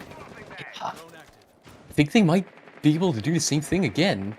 Bat is still playing on main breach. They haven't reinforced the laundry wall. We know Jay is on Solarium, trying to get a spawn peak probably. Catching that roamer, moving around. Jay goes down. Kai gets the pickup. The fragger for McGill ends up finding the fragger for Concordia. 60 seconds off the clock, and the Deimos is on the hunt. Only 1 member off the board, though. Yo-Yo is hungry for kills. Although he's only 39 HP, 1 shot from that 6-shooter on the Deimos will get him. I don't think he really cares. He's gonna be spotting the drone on the site. Getting the same wall.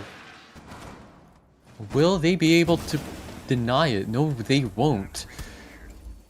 I believe we're gonna see a repeat of the first round. Same old... Yo-Yo knifes Kai! Oh my god, what? The fragger getting outskilled. Getting outskilled. Melkor immediately getting the refrag, and we're getting down to the 60-second mark. Man advantage still in favor of McGill, in favor of your offense. We see a lot of Concordia has retreated back towards site, and honestly, probably for good reason. 3 members, 3 guns pointed in the direction of McGill. Here comes the execute, the push in comes. Thermite going down for the plant. Can Mori get this one off before they get denied? And it gets sealed. There we go. The diffuser is planted, and a little bit of a trade as Joyous finds 1 bat, gets the refrag. Rango finishes off more. It's a 2v2 scenario with the diffuser down. Concordia has to retake site. Triple kill for Bat. 1 member left for each team. Do we see the quad for Bat? Do we see the pickup by Melk? Can Melkor end up shutting this one down? He knows that first one's a bait. Eyeballs the diffuser and ends up getting it. There we go. Another round in the pocket of McGill. I just want to point out the interesting scope choice of Bat. He is going iron sights on the MP7. Something we've never seen before. I'm just saying. It's like the loadout limit, you know, the attachment limit? I guess he so. had attachment limit, yeah. So he had to take off his sight so that he could get like, extended mag. Screw it, we don't need we need a grip, but we don't need sights, you know? Yeah, like, yeah. Screw that. Wow. 2-0. Favor of McGill. They're gonna change it up. They're going first floor kitchen dining room. Although they finally have a Boss G on the vigil. Kaid, there you go, finally. On Dara, Bat going with his signature castle. And so, something I gotta ask, okay? Because I was talking about it with Bianca quite a bit. We were going back and forth on this Solis pick. What are some of your thoughts on it, being somebody who's a little bit intimate with these teams? I think Solis is a really interesting pick, although she is very weak now, especially with the new nerfs, where you actually have to look at it and scan it to figure out what it is. And there are no more impacts. So I think that really limits the usability of Solis in comp especially. But only time will tell. They are going with the P90. One of our other team members' favorite guns, actually. His name is Sifoon. Maybe paying homage to him. Never know. If you want a P90, why not the Doc, though? I'm just asking these. I'm spitballing here. As I said, man. Sifoon, he loves that P90. He plays it on everything. That's all. if there is a P90 on that operator, it doesn't matter if he has, if that operator has a K1A, it doesn't matter if it's, I don't know, an ACS, he's gonna pick that P90. Because according to him, nothing is better than a high fire rate gun. I mean, have you seen the Vector? Ooh. He ends up getting pinched by Kai. Job gets the refrag, though. A 1-for-1 trade here to open up the round 60 seconds in. Question mark from Yo-Yo. Makes it ever so funny. Ever so funny. What am I saying? Sorry guys, it's getting really late. I am... If you don't know, how are the people out there gonna know? Come on. I don't know. No, I don't know. Oh, okay. I don't know. Just checking. You just gotta figure it out. That's right. Approaching the halfway mark here, and a steady push in. Joyous finds Jay, though, another member of the defense off the board. Can McGill do it again? Can they get 3 in a row? We still have plenty of time left. There's still a lot of HP bars on both sides to chew through. I still think this Boss G might come in handy really, really soon. On Andrew. He knows that they're trying to get the wall. And he gets down by King. Coming in. Never mind, the Boss G was not even used. Well, that's a predicament. Well, shucks. Well, no Boss G on the table. Nitro gets ripped, unfortunately, off the mark, and it looks like main breach from lobby's gonna get opened. You can't have that kite going off. Thermite gonna blow it on up, and there we go. The main breach is open. 40 seconds to go, and a 4-2 scenario for Concordia. Can they make it happen? Can they get 1 round in their pockets right now? Only 1 member on site. The other's still on the roam. Rango's gonna do his best here. This is that Rango. Oh, I opened my mind. I opened my mouth, I mean. You opened your mind? I opened my mind to them, yes. Wow. Another round in the pocket for McGill. 3-0 on offense. And I'm gonna emphasize that because I do feel like this is another one of those maps that it slightly leans towards defense. Not as bad as Cafe as we saw in the previous, but I do believe only by what? If I look over quick. 55% over here in Pro League. It's pretty balanced, actually. It's a pretty balanced map, yeah. We're seeing a carry here on Braxton. 6-1. Oh, I got my doc. There we go. Thank you. Are you listening? Stream's not caught up to that point yet, but that is crazy. 6 KD on King. Not on King, sorry. On Braxton. Going first floor kitchen dining again. Although they've swapped out the Vigil for a Doc, Mira, and a Legion. Very interesting. Here? I mean, I can't spoil it. Oh, okay. So, okay. I guess we're just gonna have to wait and see. Come on. It's our job to spoil things. The people want content, okay? Even if you're flubbing, all right? All right. A little bit. I'll spoil it for you. Okay. It's gonna be a win, and then a win, and we're gonna go 3-3. So are you saying right now, Kiyoshi? Okay, you get this one on the record. Were the first 3 rounds a bait? Are you telling me? The first 3 rounds were for fake confidence. Fake confidence. There we go. Get McGill slacking, catch him sleeping, and then I think we need a 4th round for though. I think we do for the fake confidence. That we gotta give them more fake confidence. Okay, back off the board, and well, I mean, good thing you can deploy those frost mats right away now. So those might come in handy a little bit down the line. 30 seconds off the clock, and a member of the defense down. Job is still on 2nd floor. Knows there's someone on the balcony. Tries to pre-fire him, doesn't get him. They're droning basement to check for any vertical plays, but I don't think anyone on Concordia is there. Jay is watching through his mirror, trying to spot anyone coming down from blue. Well, 60 seconds off the clock. And a slow push in coming from McGill. I have to say, they're still very much outside of the map. I think only 1 member inside. Oh my god, we might see. Oh no. Oh, is he gonna get this right? Oh my god. Here's the thing. You have a frost mat there, but you can be the 2nd frost mat. Yo, he gets him! He got it. And he gets nomaded. Tries to Oh, find somebody him. comes! Oh my god! Mori gets the refrag! Gets too greedy. Oh, Joyous. beautiful kill from Rango. Rango ends up finding the pickup onto Joyous. We are all tied up yet again here in the kill column, approaching the 60-second mark. And if you take a look at everybody else, everyone else is full HP. Granted, you have a doc. It can help keep you at full HP, but everyone's at full HP. A lot of utility still to go. Rango's not at full HP anymore. 3-2 scenario right now, and McGill has the man advantage. Although remember, they still aren't on the site yet. They're still either second floor, outside, or in the main lobby.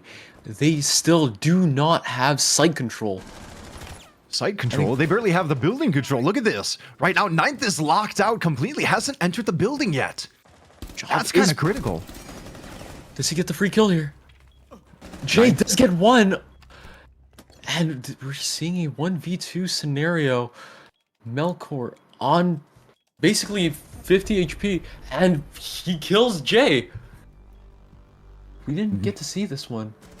Another round in the pocket for McGill, 4-0. We are getting close to the halfway point here in map number 2. Okay, maybe spoken too soon. 4 rounds. 4 rounds, okay. 4 rounds. There we go. 4 rounds. Tell me a little bit about Concordia. This is Concordia's map choice, okay? What is the, I don't want to obviously leak strats, but how is our confidence on this map, being that we were willing to pick it here? Pretty high, actually. Just a few days ago, we did 5-7 ETS, which is, I believe, the #1 team in CCL for now, at least in Group B. So their confidence is definitely high on this map. And as I said, you know, they gotta give McGill the fake confidence, especially on Kai. He loves peeking and he loves those kills. Loves peeking, he loves those kills. Gotta try to give fake confidence. So you know he's over there. He's probably, you know, patting himself on the back. He's really, you know, letting the ego go.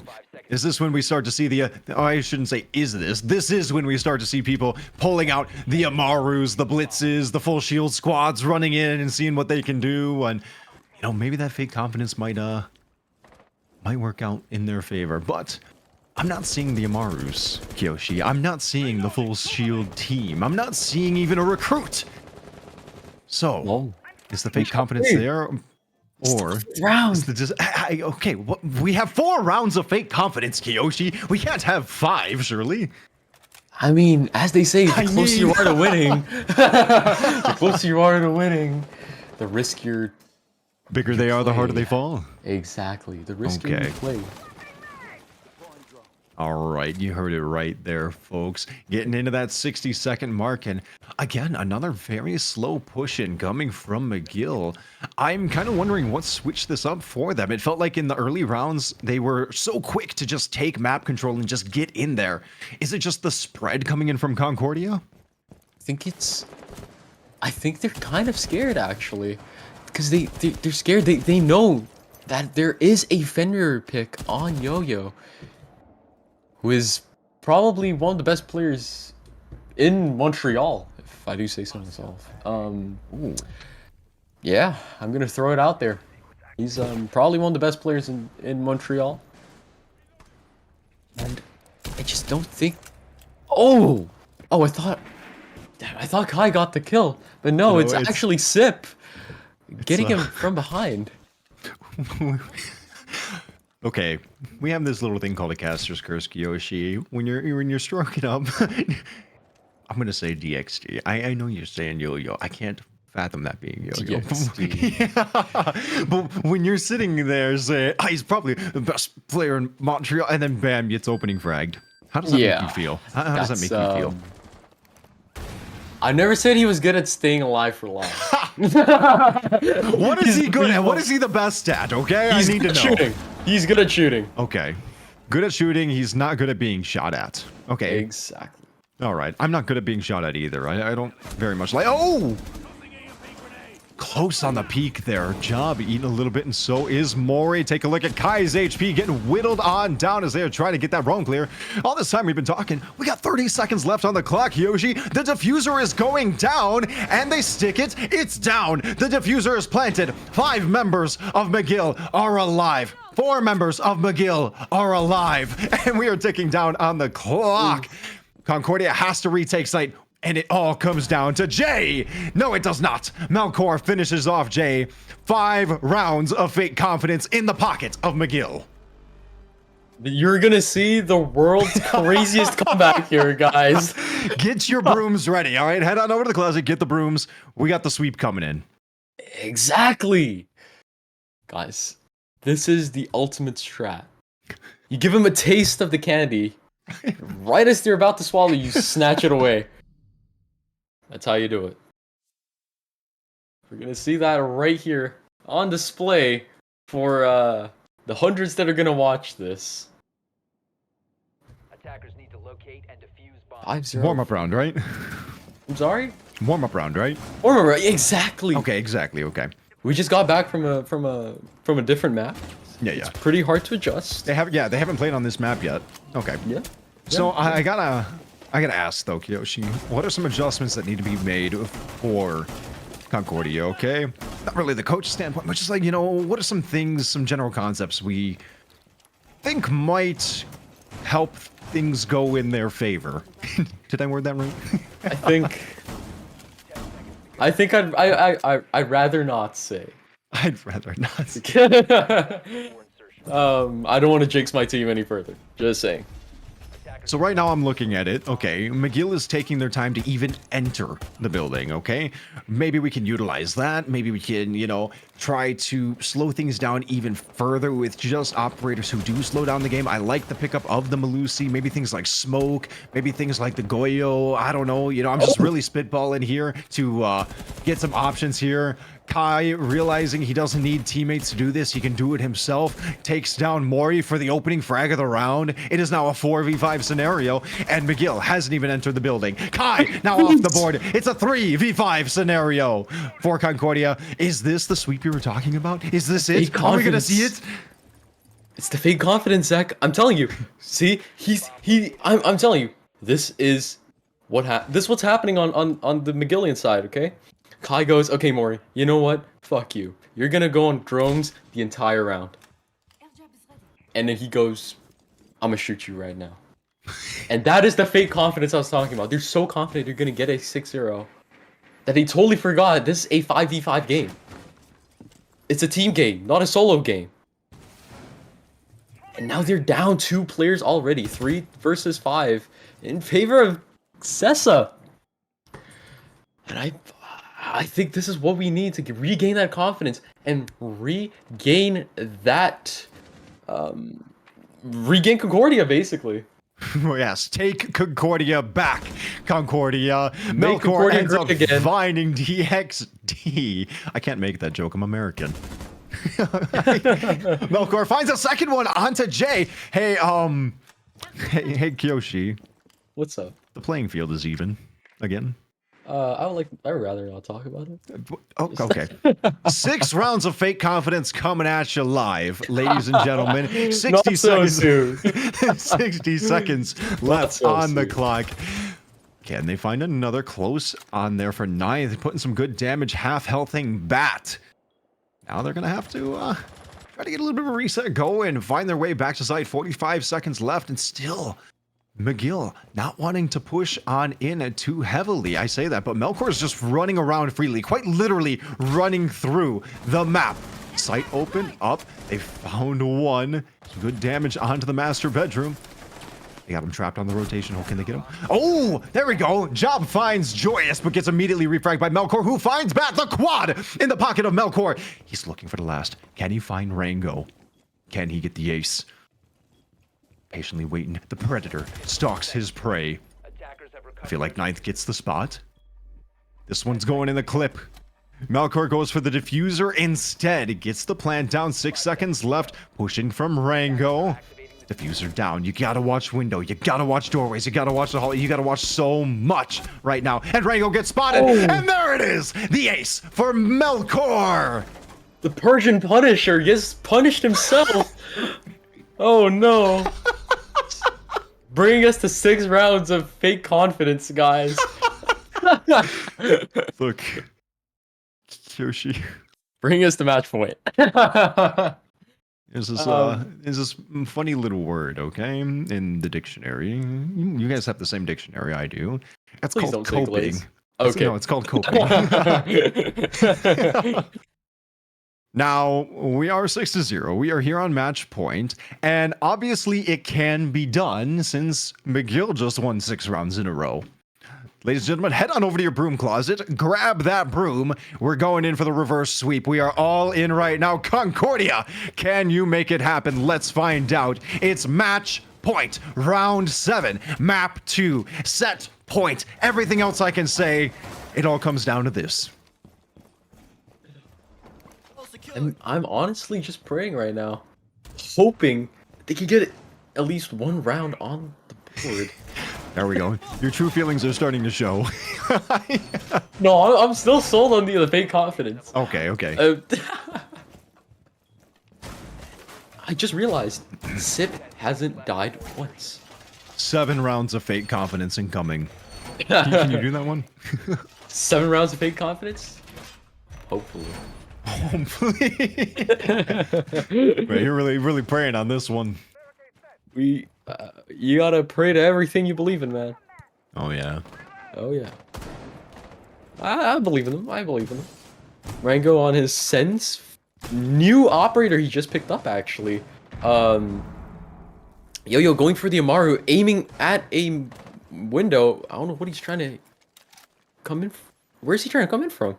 Here, you know what? I want to bounce back for a second. Give me some insight on this Sens, okay? I have a lot of thoughts on the Sens myself, just thinking that this operator's a little bit lacking in a lot of areas. Like, I feel like a lot of operators can kind of do what Sens does, but better. So what are your thoughts? Well, I've been playing a lot of ranked with Rango recently, and he has just been spamming this Sens. He's really good at Sens. And basically, the goal is to just cut off sightlines and to ensure... Never mind, I spoke too soon.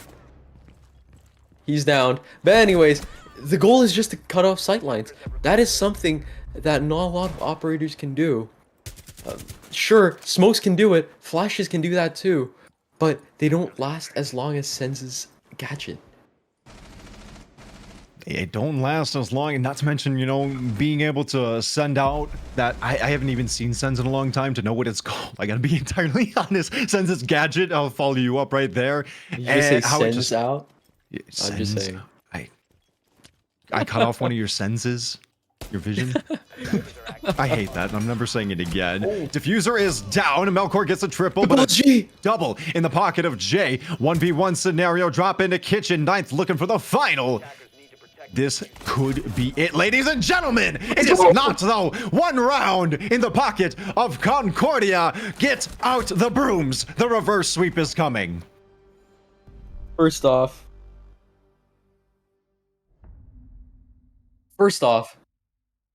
the Sens gadget, the ROU projector. Let's talk about that. It is literally just... It's literally just a smoke that goes in a straight line.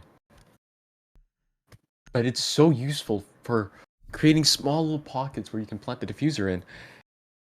And I think it honestly is extremely useful if done right. Although they are going to be swapping off of the Sens. They're going to go for a Grim instead. Probably for more information.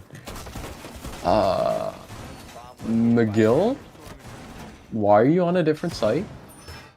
Concordia is in the heads of McGill. The 6 rounds of fake confidence are paying off. Ladies and gentlemen, it all comes down to this. It's match point yet again here. Round number 8. And we are down in the basement for McGill. Have they chickened out of kitchen? 10 seconds left. I think they're ready to put this one away. Do you think the faint confidence has now turned into a little bit more into discipline? No, I think I still believe in still fake rocking the faint. confidence. Okay, Yeah. we are still You faint gotta confidence rep it. believers here. Yeah. You gotta believe till Oh the yeah, end, okay? until the end. Oh yeah. Yeah. You can't be a bandwagoner. No, that would be terrible. Yeah. You gotta go all the way. Mm-hmm. As they say, if you chicken out, then what's the point, right? No, you just no chicken. You know. Yeah. No chicken. Yeah. KFC going out of like, business. talking like fried chicken or. Yeah, I'm kind of hungry. You want some fried chicken later? Yeah. Yeah, it sounds like a pretty good option. We're making dinner plans. Anyone else want to join us out there? I know Kirk's pretty hungry as well. I think he's his. Yeah. There's so much rumbling after that one. Yeah, I could hear it from here right now. Our production is sitting there ready for this one. Oh, yeah. Salivating for this kill spree right now. I can't even read all that off. 2 to 3 remaining. 2 defenders, 3 attackers, 2. Now on the attacking side, Rango getting knocked down by 9th. Push in, a very swift push in coming in right now. Pick up on the diffuser. Get the diffuser down. But they got it back. They got on out of there. It's just that smoke glass, man. What can I say? It is really, really hard to counter.